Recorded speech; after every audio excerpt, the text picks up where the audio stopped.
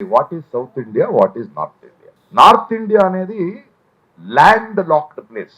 మీకు సముద్రాలు లేవు, చుట్టూ భూమి ఉంది. మీ హిస్టారికల్ వికాసంలో ఆ ప్రక్రియల్లో మీకున్న అనుభవం ఎవడో దాడి చేసింది, మీరు దాడి చేసేది అంతే. కానీ సౌత్ ఇండియా అలా కాదు. పెనెన్సులా టిప్, అది మూడు వైపు సముద్రం ఉంది. Arabian Sea, Bay of Bengal, Indian Ocean. మన వికాసం, మన పెరుగుదల సహకారం వల్ల. వ్యాపారం జరిగింది ఇక్కడ, మనం సహకారంతో వెళ్ళేవాళ్ళం. మా హృదయ వైశాల్యం, మన శ్రీమంతికి అందుకు వచ్చింది. మనకి వీళ్ళకి తెలియాలి, ఇస్లాం ఈస్ట్ కంట్రీస్ కి వెళ్లే ముందు ఫస్ట్ వచ్చింది ఒక ఐడియాగా సౌత్ ఇండియాకి. వాస్కోడగామా వచ్చింది ఇక్కడికే, సెయింట్ థామస్ వచ్చింది ఇక్కడికే. అందుకే ఇక్కడ మంచి మసీదులు ఉన్నాయి. గోవా కూడా కలుపుకుందాం, సౌతే అది. కొంచెం మహారాష్ట్ర కూడా ఇట్టే, అది బెస్ట్ చర్చెస్ ఇక్కడే ఉన్నాయి, దేవాలయాలు కూడా ఇక్కడే ఉన్నాయి.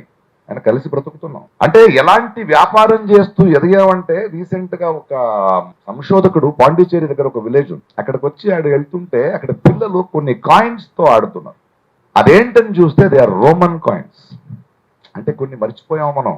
అంటే ఆ రోమన్ కాయిన్స్ ప్రయోజనం లేని కుంటే పిల్లలు ఆడుతున్నారంట, దానికి డబ్బు పెట్టుకుని తీసుకుంటే then he goes back to the history. ఎలాంటి వ్యాపారాలు చేసేవాళ్ళు South Indians. Well their spice, ఇంకొకటి అందుకే వీళ్ళకి మనం ద్రావిడం వర్ధిల్లాలి, ద్రావిడ వాదం నిలబడాలి.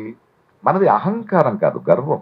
History has layers. మీరు దాన్ని అర్థం చేసుకోవాలి, దాన్ని చదవాలి, దాన్ని జీర్ణించుకోవాలి. అప్పుడు అర్థమవుద్ది మా కోపం ఎందుకు, మా అసహన ఎందుకు. ఎందుకంటే మీరు హిస్టరీ నుంచి నేర్చుకోవాలి. You should not become victims of. నీకు చరిత్ర తెలియకపోతే ఈ రోజు అర్థం కాదు. నీకు ఈ రోజు ఈ క్షణం అర్థం కాకపోతే భవిష్యం ఎలా ఆలోచిస్తావు? It's a continuous tense. So మా గొప్ప ఇతిహాసాన్ని, మా సాంస్కృతిక హృదయ వైశాల్యాన్ని మీరు అర్థం చేసుకోకుండా మీరేమో దాడి చేయాలని, మనలో ఉన్న వాళ్ళందరూ మనల్ని నమ్మి వాళ్ళతో ఉండాలని, ఇలాంటి అమ్ముడు పోయిన వాళ్ళ వల్ల ద్రావిడ గాని దక్షిణ భారతాన్ని మీరు లొంగదీయలేరు, కంట్రోల్కి తీసుకోలేరు. ప్రస్తుత రాజకీయ పరిస్థితి చూద్దాం. South India and North India. What is the GDP of South India? What is the percentage we are giving to the national exchequer? Infant survival rate ఎంత ఉంది ఇక్కడ? మీకు అక్కడ ఎంత ఉంది? లేదా ఉమెన్స్ ఎడ్యుకేషన్ తీసుకోండి, ఎక్కువ మంది చదివిన మహిళలు ఎక్కడున్నారు? ఏ Tamil Nadu was the first from south India which introduced mid day meals. భారతదేశంలో ఆకలి ముఖ్యమా, పని ముఖ్యమా, డబ్బు ముఖ్యమా అన్న కాలంలో ఒక ఇంట్లో ఉన్న ఇంకో నోటికి అన్నం పెడుతూ ఎడ్యుకేషన్ ఇవ్వడం వల్ల, ఆడపిల్లలు చదవడం వల్ల ఇంకో తరం పెరిగింది.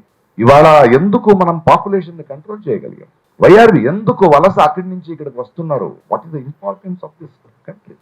ఈ ఇతిహాసం తెలుసుకోకుండా మీరు మాట్లాడుతుంటే ఉత్తర కుమారులారా జరగదు.